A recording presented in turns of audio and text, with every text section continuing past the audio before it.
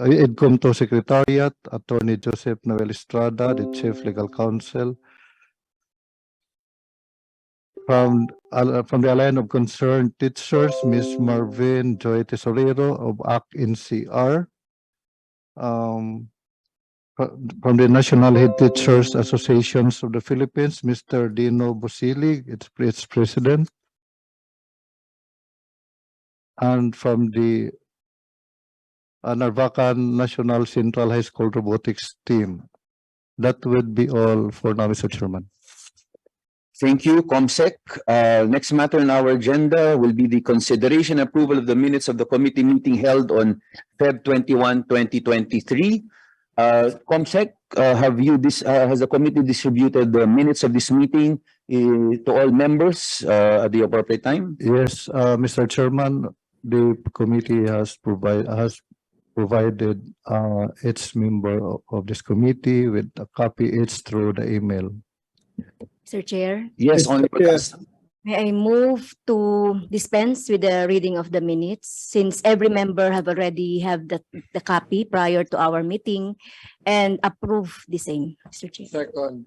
There's a motion by the Honorable Franz Castro, duly signed by the Honorable Joey Salceda, that we dispense with the reading of the minutes of the committee meeting held on Feb 21, 2023, and we approve the same.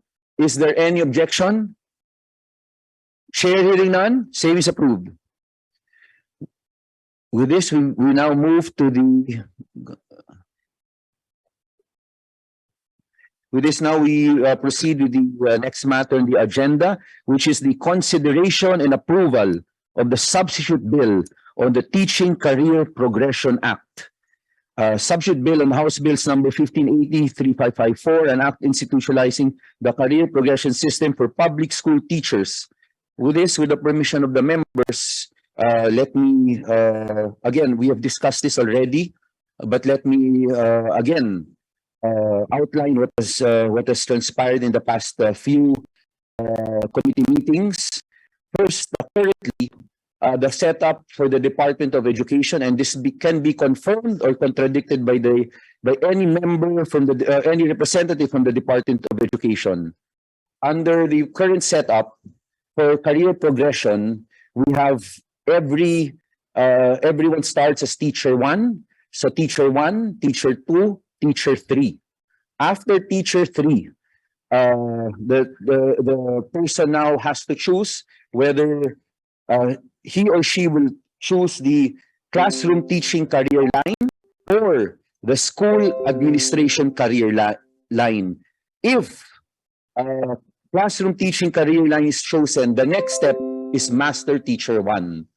But we also found out during these committee meetings that before one becomes a master teacher 1, it is not sufficient that that person is competent.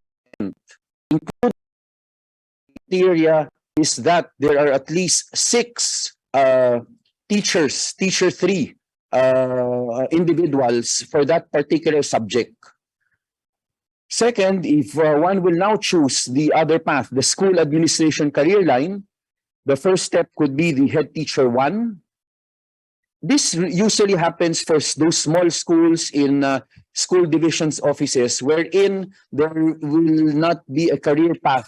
So wala talagang principal na pumapasok dyan. So nagiging head teacher 1, head teacher 2, head teacher 3, head teacher 4, head teacher 5, which is equivalent to an assistant school principal 1, head teacher 6, which is equivalent to a assistant school principal 2, principal 1, assistant school principal 3, school principal 2, school principal 3, and school principal 4. Under the proposed bill, what we intend to do and what was agreed upon during most of the all of the meetings in this committee and informal meetings, that we will now revise this career progression for our teachers. First, what we want to ensure is that our teachers will have the right to become teachers for life. And their salaries will be equivalent to our school principals. Second, hindi na po natin papayagan na hindi competence ng isang teacher. Tatanggalin na natin yung requirement ng quota system na kailangan na merong 6 na teacher bago ka pa-promote. The Constitution is very clear. Access to quality education. So we must do that. So what we will do under the proposed legislation bill is that we will have teacher 1, teacher 2, teacher 3. The new items will be teacher 4, 5, 6, and 7. After that, master teacher 1. So yun yung basic. Teacher 1, 2, 3, 4, 5, 6, 7, and master teacher 1. Lahat dadaan dun. Pagkatapos ng master teacher 1, doon na pipili kung ano yung career path mo. Kung magiging teaching career ka o magiging administration career ka. Kung pipiliin mo maging teacher career line, ang next mo after master teacher 1 will be master teacher 2, 3, 4, 5. Ang bago lang naman dyan, yung new item done will be master teacher 5. Because currently meron naman master teacher 4, pero ngayon gagawin na natin hanggang master teacher 5. Pag pinili mo yung admin career line, magiging principal 1 ka, which is the equivalent, ang equivalent nun, yung sweldo, magkapantay na sweldo, will be a master teacher 2 and a principal 1. Then a master teacher 3 with a principal 2. Master teacher 4, principal teacher 3. And master teacher 5, principal 4. Yan na po yung pinakamataas for both lines, career lines. Gusto lang natin po masigurado. Yung gusto magturo ng matagal at magaling naman magturo, talagang maayos, ay manatili sa choice niya na nagtuturo siya habang yung sweldo niya sumasabay paangat. Hindi katulad ngayon, pag hindi siya nag-school principal line, hindi po siya makakakuha ng angat sa sweldo niya. Ngayon, during these hearings, nagkaroon ng issue tungkol sa merong mga head teacher na kasalukuyan.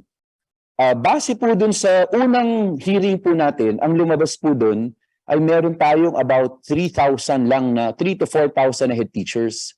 Pero subsequent hearings in this committee and outside this committee, yung mga informal meetings, lumalabas pala na napakarami yung head teachers natin. Umaabot po yan ng almost 20,000 or little more than 20,000. Ang problema po, yung head teachers po natin, napasok po dyan sa pagiging head teacher kasi nga medyo naipit sila sa progression. Kailangan may school principal na yung paaralan, pero since maliit yung paaralan, hindi siya shoot under the guidelines ng DBM and DepEd. So napersa sila mag-head teacher muna. So medyo iniwan na nila yung teaching nila. Pagka hindi po natin iayos sa yung head teachers ngayon, ang mangyayari po dito ay kawawa sila. They will lose benefits. So ang proposal po natin under the current bill rin, binibigyan po natin ng 1 taon yung mga head teachers na kasalukuyan. Pumili sila in 1 year, within 1 year, kung magpapa-reclassify sila o retitle. Kung hindi sila magpapa-reclassify o retitle, ang piliin nila, ipagpapatuloy nila yung progression nila currently. Kasi meron na po We don't have to write that into the bill because it is currently the practice. It is now under the DBM and DepEd na meron na rin career progression ngayon. Pagpapatuloy sila as head teacher 1 with the salary grade that they get, head teacher 2, head teacher 3, head teacher 4, head teacher 5, pareho na ng school principal yon, at patungo po sa magiging school principal 4. Hindi po natin gagalawin, hindi mababawasan ang benefits nila. The bill is very clear. They have 1 year to choose. Pag pinili nila head teacher, mananatili sila with all their benefits as head teacher patungong school principal. Pangalawa po, equally important po dito, and I think dito po natin kailangan yung tulong ng ating mga iba-ibang teacher organizations, DepEd, at yung mga members po na interesado. Ang gagawin din po natin dito ay mag-i-establish na po tayo ng third-party assessment. Gusto po natin na maliwanag na yung promotions and career progression will have to be based on merit and performance. And that merit and performance will be judged by a third party. Kasi napakahirap po kung DepEd rin po ang gagawa niyan. Kasi sa totoo po, masyado rin po yung pressure pag sila rin na nagpatuloy niyan. Ibibigay po natin sa third party po yan. Para maliwanag, maayos po. Kailangan po, ang criteria po dyan, again, ito yung pwede natin mapag-usapan ngayon, base dun sa resulta ng PISA examination at ng pag-aaral ng World Bank sa PISA results.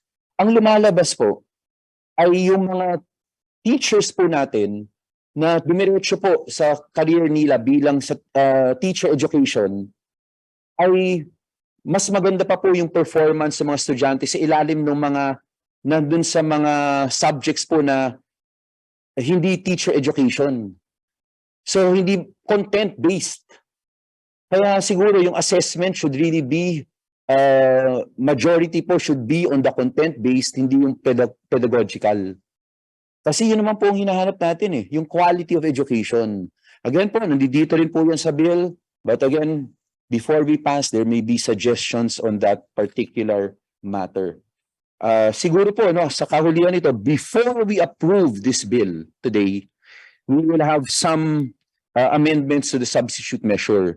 Kasi hindi po express yung pagkasulat na dapat ang promotion ng teacher ay based on merit, fitness, and competence after a comprehensive performance assessment.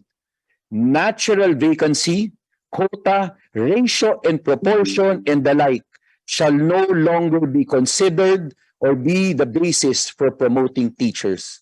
We will expressly put that in this bill. Para competency-based talaga po ang gagawin natin.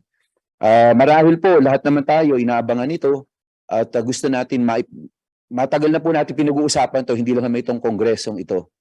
At siguro, panghuli ko nang babanggitin, yung isang mahalaga rin po dito sa batas na ito, yung salary grade ng bawat teacher ngayon, ang starting na po niya, hindi na po salary grade 11, salary grade 12. If you will recall, kasama po natin ang DBM dito nung isang meeting tungkol sa bagay na ito. Ang sinabi sa atin ng DBM, nakalkula na rin po nila kung ano yung pangangailangan para ma-increase natin to salary grade 12, salary grade 13, 14, and 15. Pag in-increase natin ng one notch, initially ang kailangan 29 billion and that was submitted to us by the DBM. On record na po yan. So we even know the amount. So with that, I hope we get the cooperation of all members para makita rin po ng mga guro kung sino talaga ang sumusuporta sa kanila. At sino po yung lip service lamang? Let's open now for any questions from any member. Kung wala muna, umpisa na muna natin dito sa ating mga bisita. From the Department of Education, sino po ang magsasalita? Your Honor, Assistant Secretary Francis Cesar Bringas. Yes, Asik Bringas, yes, you have the floor. Thank you, Your Honor. With me are the representatives from the Bureau of Human Resource and Organizational Development, who are in charge of the career progression, which is the policy on the career progression in compliance with matagal na po natin pinag-uusapan to, hindi lang naman itong Congress. Bureau of Human Resource and Organizational. Yeah. Yes, Sorry, Your Honor. And they are in charge of the draft policy on the implementation of Executive Order 174 signed by then President Duterte last June 2022, which speaks of the progression from teacher 1 to teacher 7, master teacher 1 to master teacher 5. And in the department, we currently have a draft policy for its implementation. And we also have the new merit selection plan, which is approved also pending the implementation this year, first quarter, hopefully. But we do have comments on the part where the promotion will be handled by a third party system, and our focal person from the BHROD will expound on this matter, if you allow, Your Honor. Please state your name and your position sa Department of Education. Yes, good afternoon, Your Honor. I'm Ruby Chanda Crisostomo po. I'm OIC Assistant Chief for Human Resource Development Division. We appreciate, Your Honor, the substitute bill on the career progression, as it's already aligned with the direction of the department on the expanded career progression system as mentioned in the Executive Order 174. Except that we have comments on the promotion of teachers. We already have a draft policy on teacher promotion, which is already anchored on the professional standards, Philippine professional standards for teachers, the PPST, wherein we would like to, we are already Draft upholding policy on teacher promotion, which is already upholding the principles of merit, fitness, and competence as mentioned in our merit selection plan. We also support the independent party, the independent third party, but we would like to propose that this be applied for a teacher accreditation system wherein we can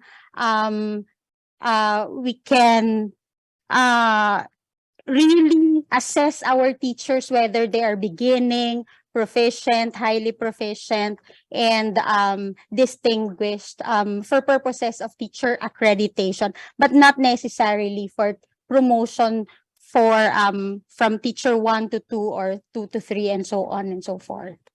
How do you propose po? Paano niyo i-promote? Kasi alam niyo po yung problema ko sa ano ninyo, and problema ng many members that I've talked to, yung progression po from teacher 1, teacher 2, alam niyo po ginagawa ninyo, di ba?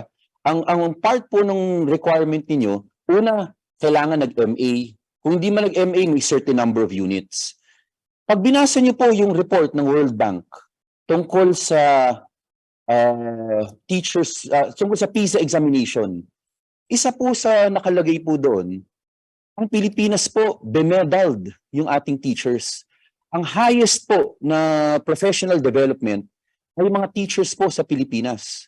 Yun po yung resulta ng PISA examination based on interviews and based on the documents submitted to them. But we know kung ano yung results po natin, ng students natin. Hindi ba po? So again po, if that will not be the basis for promotion, uulitin lang po natin yung sinasabi po ninyo, pipilitin niyo po muli yung mga teachers, alam niyo po ginagawa nila, pipilitin niyo po sila na kumuha ng mga online courses o kung ano man ang courses para lang ma-promote. Eh, paano po yun? Hindi po, that may not, and it has shown in the past, it did not promote quality.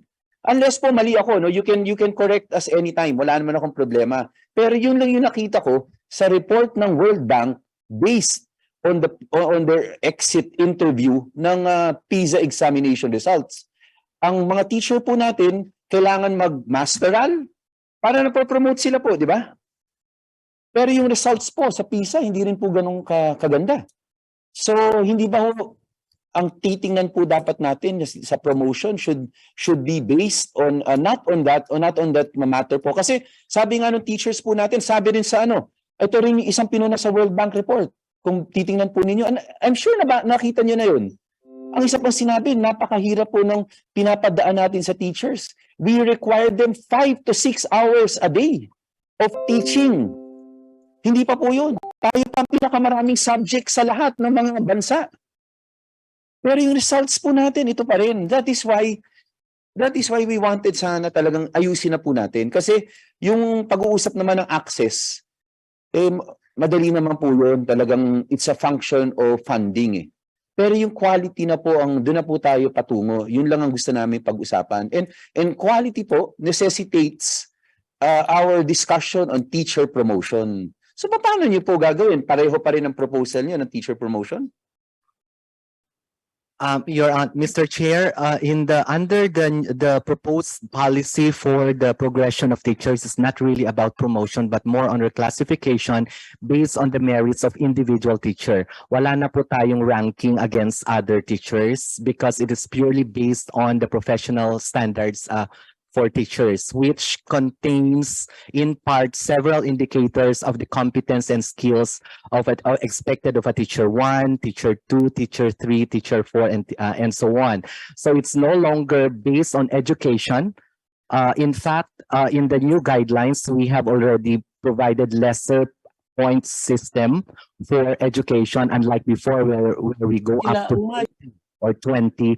Now it's only up to 10 because we recognize what you have observed, that the presence or the attainment of a higher level of education does not really equate to a better quality of teaching. So we are giving more premium on trainings and their performance in under the indicators of the results perform management system, Your Honor. It brings us, nabanggit na training. Again, that would be the same. What do you mean by training? Training po, again po, the observation of some other studies is napakarami rin nating training na binibigay. Kaysa magturo yung teacher, nauubos yung oras niya, nag-a-attend ng either online po, no? Again, wala akong problema sa training, ano? Pero then again, yun yung issue eh.